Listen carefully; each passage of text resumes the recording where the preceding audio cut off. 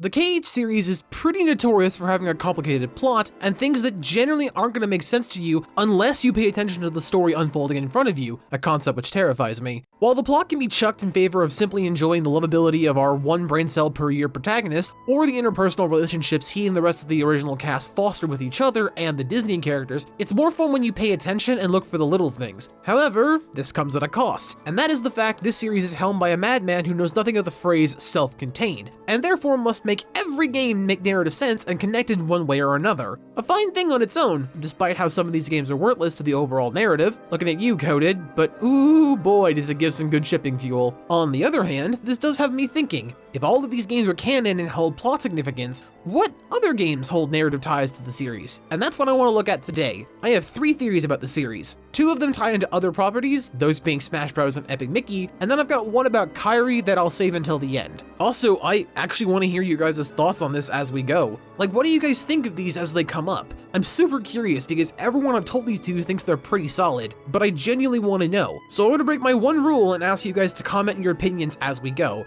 Or at the end, if you just want to knock them all out when they're all over, I'm cool with that too. You guys know I read and reply to almost any comment, so it won't be in vain. But yeah, please, I'd really appreciate that. Anyway, without further ado, let's see how these properties tie into Kingdom Hearts.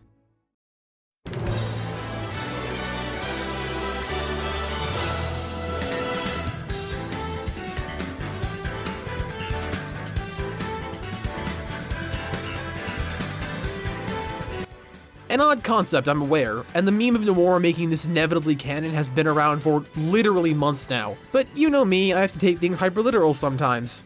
Most of the time. Okay, all the time, get off my back. Which leads me to this question.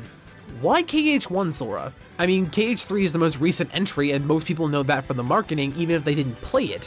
Or what about KH2 Sora? He has outfits that are reflective of both 1 and 3. Given that 3 has a second form, recoloring 2's outfits to look like 3's would have made sense. But no, they went for KH1 Sora. And I'm serious when I say this line of questioning led me to this conclusion. The Sora in Smash is the Digi-Sora from Recoded. Now I know this is crazy, but the evidence is just there enough that I'm confident in staking my entire political campaign on it. First off, the way he's introduced always seemed odd to me. I get the symbolism that Smash is coming to an end, but he woke up the community and now we're seeing a resurgence in the franchise. However, the real interesting part to me is the way he's literally revealed. Mario picks up the fire and yeets it into the sky where it transforms into the Kingdom Key, which in turn opens the keyhole where Sora floats in.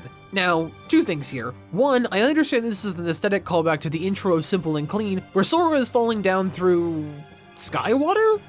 Is he floating?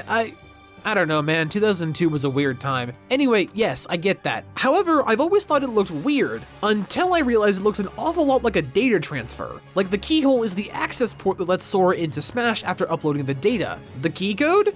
Well, that's pretty obvious. That's just from the trailer though, even the spirits in the stage selection make sense, although with a slight caveat I'll have to swing back to in a second. The spirits in the game are thus: Riku, Kairi, both only their KH1 counterparts, Axel, Roxas, Xion, Terra, Ventus, and Aqua. Now, what do all of these have in common? All of them are introduced or at least referenced in Coded in one way or another. Remember, Coded is based on the data from the journals of Kingdom Hearts 1 and Chain of Memories, which explains why all these characters appear the way they do. Digi-Sora only knows KH1, Kairi, and Riku, more so Riku because the journal takes the form of Riku. He fights Roxas in Coded in general, plus at this time Roxas is a thing so his heart knows about him. Axel is in Chain of Memories itself, which this game focuses on at the end. Xion is data and memories of Kairi, so I'll give that a pass as to why she's here, but I would also buy the answer I gave for Roxas. And then there's the Wayfinder trio. Ven is inside Sora, so that checks. Aqua directly interacts with Sora in Birth by Sleep, so she at least makes sense from that perspective, and being connected to Ven. The only one who doesn't 100% fit here is Terra, and that's because he truly never interacts with Sora until 3. Yes, there's Ansem, but in terms of good old Terra himself, the closest it comes to is Sora seeing Riku talk to him, so I guess that counts? You could also throw in the Lingering Will, but he doesn't see Terra in his original form, but that's his fighting spirit, so I guess that could count. But the real connection here is Ven's heart, so again, that checks. But it is still tenuous if you extrapolate outward. If you'll notice, all the spirits are characters and even representations of those characters from before Kingdom Hearts 2, which is a really nice detail. However, this goes even one step further. So it's safe to say this takes place after Kingdom Hearts 3 or even Remind. Now, I'm not saying the real Sora got sent into Smash, that would be absurd.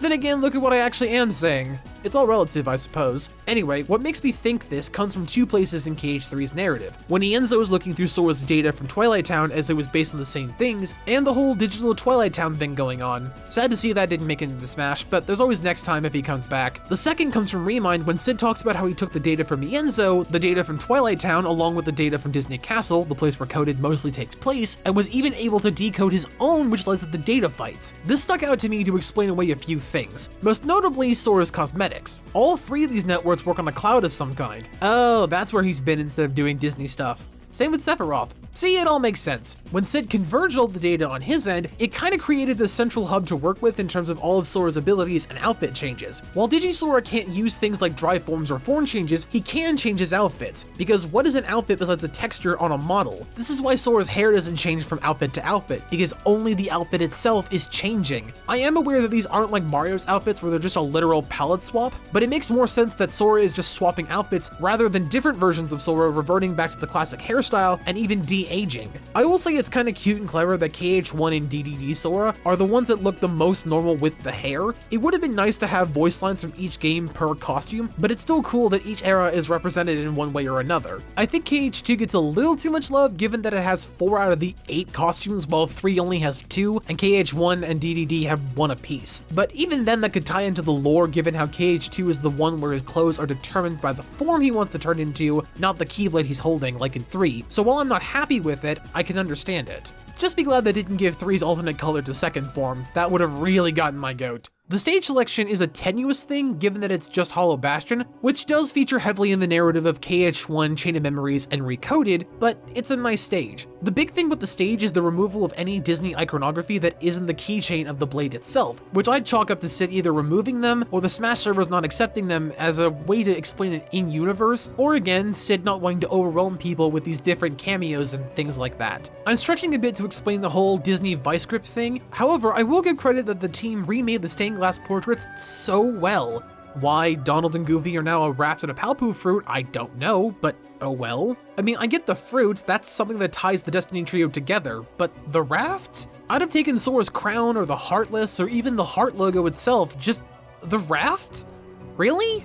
But yeah, that's my headcanon on why Smash and Sora is Digi-Sora. From the outfits to the spirits to even the stage selection, it all points to this being the answer in the lore of the series for me. We already have confirmation of worlds made of data and even a world on the other side, so why can't Smash be one where Yensid and Ansem the Wise sent this Sora for data collection? I think it makes sense and is a fun way to tie in one of the most hyped events of the last decade into a game most of us run off as being pretty inconsequential. And if that's not Disney magic, even without the presence of actual Disney references, then I don't know what is.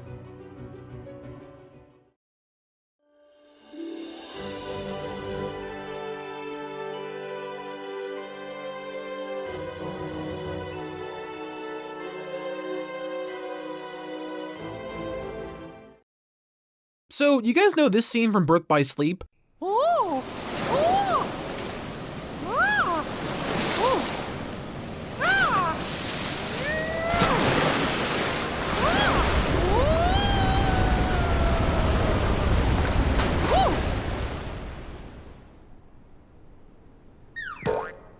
Well, what if, now stay with me here, that, but it's also Dream Drop Distance, and Mickey is a monster.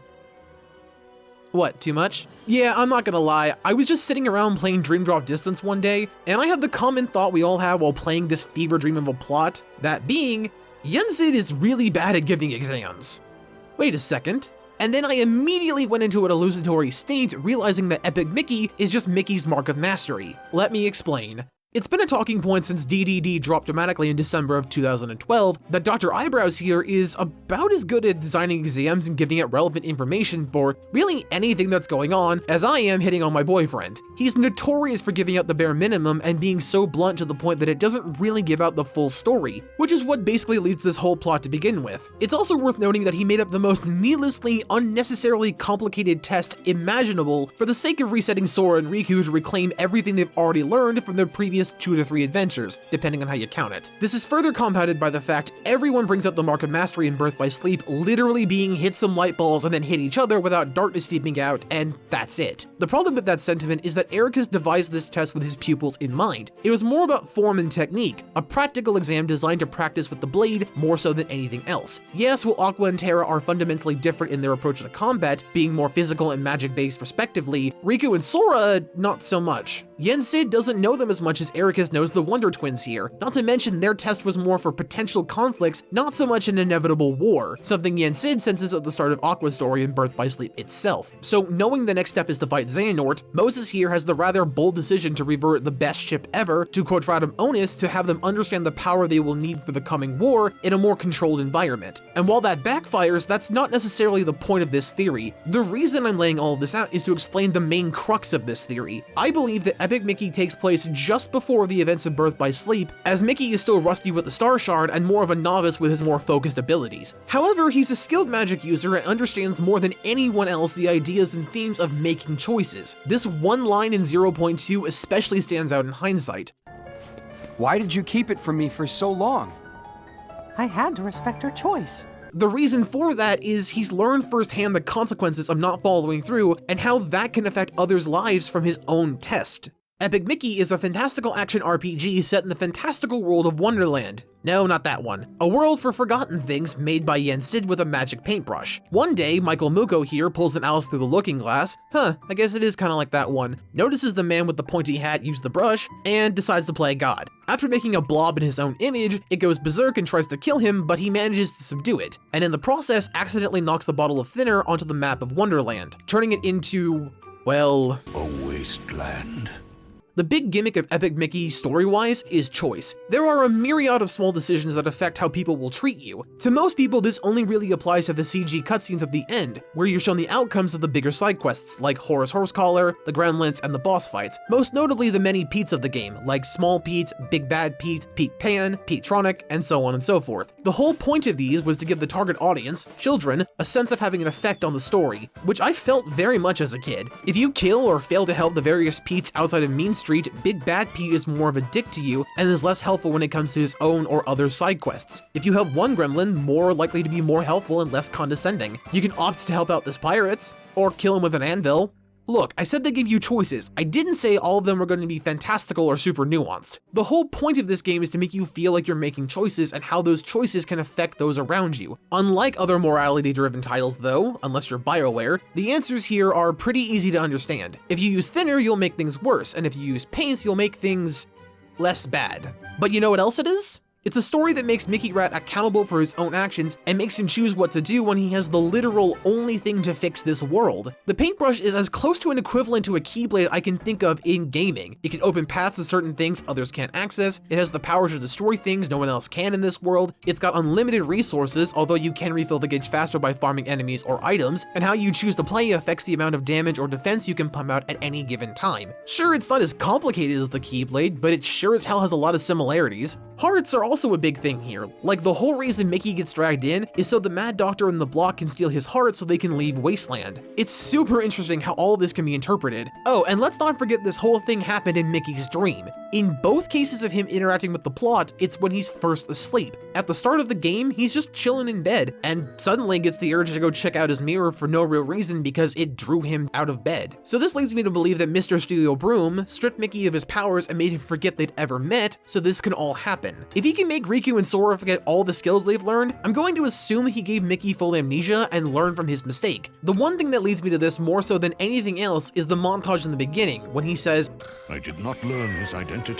Well, not for a very long time. He says this while a clip of the Sorcerer's Apprentice is flying by, in where these two are a literal master and student, which is the basis of their relationship in this and Kingdom Hearts in general. Again, it's not super substantial evidence, but my explanation makes way more sense than this weird error in the narrative. The other thing I love about this idea is that, again, the morality system sticks with you from playthrough to playthrough. This game has pins to collect, 176 to be exact, and most are gotten for completing side quests or sparing your enemies more than harming them. The whole point of them in-game is basically a reason to keep replaying the same save file. However, it makes way more sense to have those as a reward built into the test, so Yensid can physically tell how well Mickey is doing at any given time. Something that Dream Drop Distance glosses over to get Sora back to basics for Kingdom Hearts 3 is that he just loses the test same as Terra before him for a simple technicality. This is of course for plot purposes, but I also think it adds to this theory because for Michael Muko, the point was to show him how to use his powers responsibly in a sandbox of sorts, whereas Sora and Riku were learning to be more refined in their skills. Mickey has several chances to get things right. He'll always go through the major plot beats and beat the bad guy, but the small details along the way are what matter. Sora and Riku only had one shot to get it right because the keyholes need to be closed, but the ways in which they can fail are more prevalent. Ironically, this is most evident at the end of the game given that it's Yen Sid showing Mickey the outcomes of his actions. It's not a random thing only the player sees. No, Mickey Rat literally has to face the consequences of his spree in Wasteland by the main guy giving the test. The beginning and end are locked, but what he does in the middle is the meat of this test.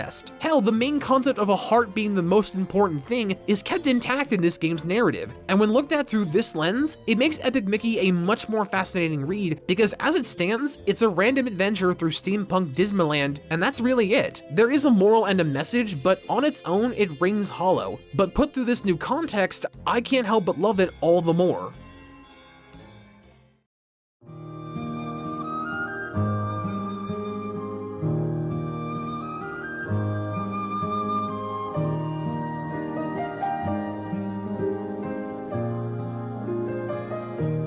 Okay, so admittedly, this theory has the least amount of legs to stand on, and I'm more just throwing this out here for shits and giggles, so don't take this one too seriously. Ever since my video on her last year, I've had a lot of conversations with people telling me why Kairi is a good character and that she's a great love interest, and I'm gonna stop you right there because no on both of those. She's a character who's written to exist, and is voice acted well enough given the limited screen time and the lack of interesting things done with her. And just let me have my soft boy romance. It's not that big of a deal. At least that was until I replayed Melody in Memory for a video on it, as I like to have my videos have my own footage when I can. And while I was basically watching the finale as the only real thing the player does is fly through a void and fight Christopher Lloyd for the second time in as many games, I noticed that Kairi actually fights, until the plot demands her not to do a damn thing in gameplay because reveal, and I'm not gonna lie, when I first saw this, I cheered. But on subsequent viewings, I got mad at it. And that's because even though it's a rhythm game, letting the player actually do stuff as Kairi without the best boy crutch would be amazing. But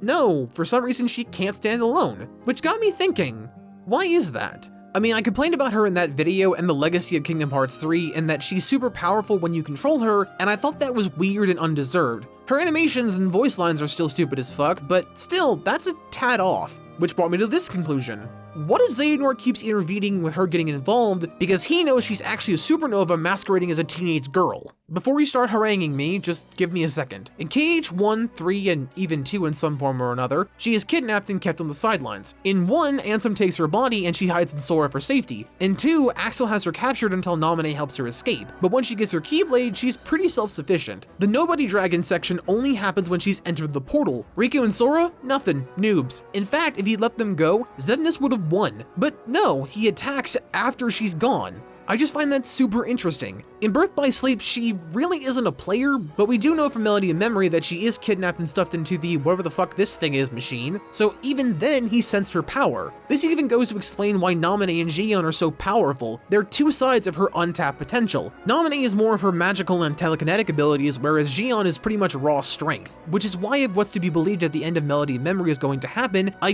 desperately want a game with all 4 of our girls as the main cast, with Aqua the main mage slash mom, Xion the stoic powerhouse, Naminé the landscape slash drawing loving summoner, and Kairi with the most potential in mixed gameplay. And now I realize I just described the exact dynamic of Final Fantasy 15. Still a great idea. Let's give the girls their own game. Anyway, back to the point of the video. In Dream Drop Distance, she's not really a player again, so I'm gonna skip that. And in 3, yet again, she is kidnapped and held hostage until she's fridged. That's the crazy thing. She's consistently taken out before we, the player, get to see her do anything interesting. And then Remind happens where she actually gets a few swings on Xemnas before she and Sora get caged for a bit, and then in the Xehanort fight, she kicks ass. How she got this good, I don't know, but I'll give her credit, it's cool. It's unearned, but it's cool. Which leads me to Melody in Memory itself. She swings at Xehanort, goes for the throat, and he's genuinely scared of her from what it looks like. Yes, this is a projection of her heart, but it's not like those can't be real and act like the person we're seeing. Roxas is basically this same scene 16 years ago. I don't have a lot of super in-depth concrete answers as to why I think this, other than I think it would be a very cool narrative twist that Nomura could pull out of his ass to make her neglect seem more calculated than it really is. However, it cannot be said that her being taken out of commission so often to only then show actual skill and prowess that this shit isn't in some way sus, you know? Like, I can't be the only one who sees this, right? Well, there you have it, guys. My 3 theories on the Kingdom Hearts series as it currently stands. Are they airtight? No. Do I want them to be true? Yes. Do I want a Switch port of Epic Mickey? Also yes. Am I just asking rhetorical questions? Maybe? I hope you guys enjoyed this little side project. I really want to hear you guys' thoughts in the comments. But as always, my name is Chris, and I hope you guys have a fractastic day.